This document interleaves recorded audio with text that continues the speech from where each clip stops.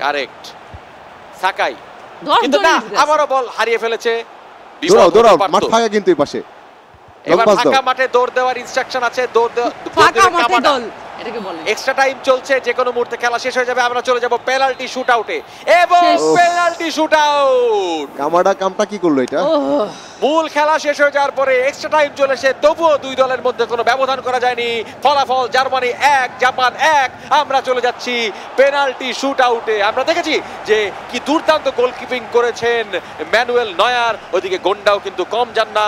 এখন দুই গোলকিপারের পরীক্ষা হবে পেনাল্টি শুট আউটের মাধ্যমে। Let's go. চলছে বিশ্বকাপ গেমারু hosted by bKash. First shot নেবেন জার্মানি, দুর্দান্ত ভাবে লক্ষ্যভ্রষ্ট শট।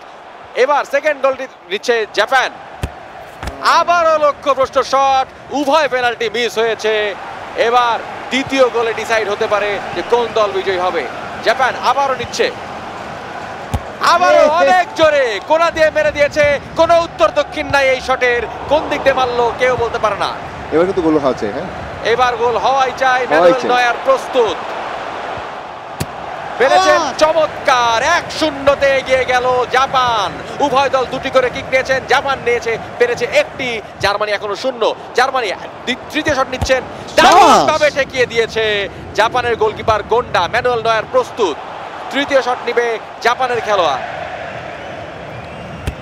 দারুণভাবে শট নিয়েছেন এবং কি হচ্ছে না এসব? দুটো আর খেলো, শট গোল চলে দাও না। গিয়েছে। Japan 2 Germany 0। তিনটি শটের পরে খুব সহজেই জালবন্দি করলেন জার্মানির খেলোয়াড়। এবার চতুর্থ শট নিতে এসেছে জাপানের 15 নম্বর জার্সি পরিহিত খেলোয়াড় ম্যানুয়েল নয়ার প্রস্তুত। একদম গায়ের মধ্যে মারছে যাতে ডাইনে বায়ে সরা না লাগে। বুঝলাম না এখন কি ম্যাচ পাতানো চলছে নাকি।